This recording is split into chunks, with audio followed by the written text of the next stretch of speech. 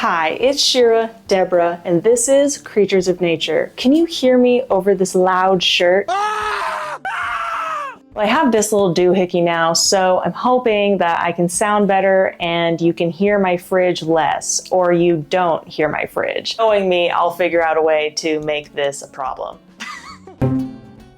Yeah, well, rude and audio quality, we're trying. Oh my gosh, welcome folks. Welcome to a video that I've been thinking about and planning and has been in the old drafts for a while, a big old minute. I'm jazzed about this one. It's what we're talking about in today's video is just so interesting to me and gets me all excited. So, Creatures of Nature here on this channel. We're in search of what is human nature and then trying to understand it. But first, we have been just trying to set the scene by looking at some series of events, wee bits of American history, very wee, so that way we can give ourselves some context to how the we got here. So Democrats, Republicans, Dems, Repubs were more agreeable once? Can you believe at one point in time we'd work together a bit more, sort of see eye to eye, and sort of cooperate in Congress? What? Can you imagine? Throughout my lifetime, I'm 26 at the making of this video. I have seen the two parties become more polarized and extreme than ever. In fact, I haven't seen much cooperation in my lifetime between the two parties. I've just seen the divide grow bigger. I wanted to look back at before I was born, at a crucial point of the parties working together for the greater good that is still relevant today. And I found just the thing. The Environmental Protection Agency is a federal agency responsible for protecting human health and the environment. Its mission includes setting standards for air and water quality, regulating the manufacturing of chemicals, and conducting environmental research. This is one of the most important government agencies for the greater good to everyone, not only in this country, but on this planet. And it was established by none other than Richard Nixon. Quite a thing to look at right now. So in early 1970, as a result of heightened public concerns about worsening quality of city air, natural areas littered with debris, urban water supplies contaminated with dangerous impurities, President Richard Nixon presented the House and Senate a groundbreaking 37-point message on the environment. These aren't all the points, but these points included requesting $4 billion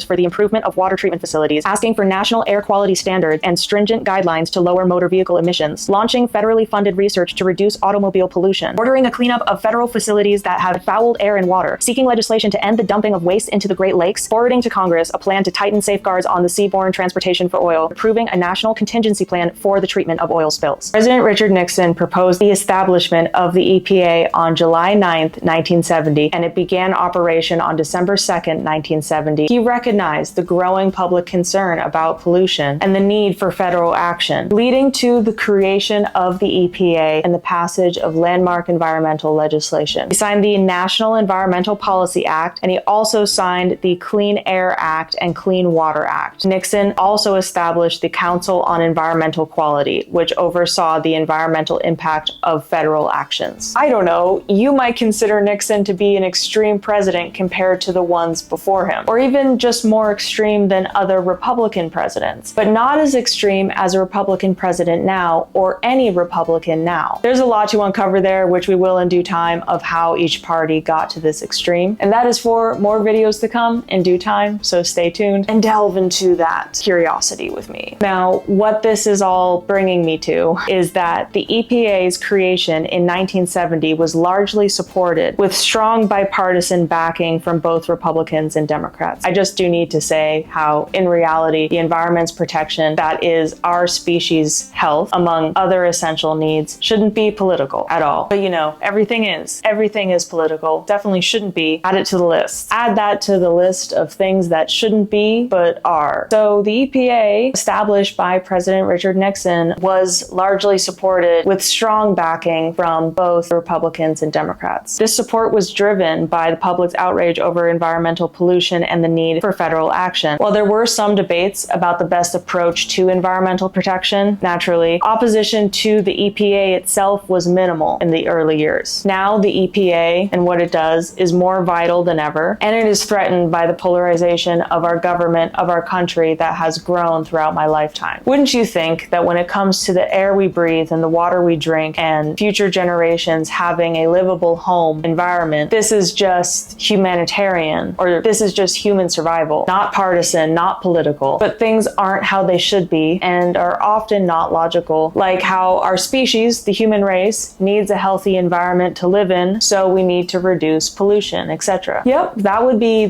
logical, you would think. I do want to share, as we should all know, that despite Doge, there are humans who are doing what we need, protecting our health, aka the environment's health, for the greater good, just so you know, because we need to know what impacts us all, no matter what. So think of Nixon now, a Republican president who established the EPA, which was largely supported across the parties. So I'm wondering, what can we all agree on? Like protecting the environment, for instance. I want to know, what is our moment in our lifetimes where we put political affiliations aside as fellow humans and come to some sort of consensus for our future? I would love to hear from you where you see a possible place of consensus for humanity. And if you're a member of the generation who was around for President Nixon, I would love to hear how you've seen bipartisanship change throughout your lifetime. That would be so interesting to hear, and I would greatly value your insight. Alrighty, that was a lot, but it was only a wee snippet of the bigger picture.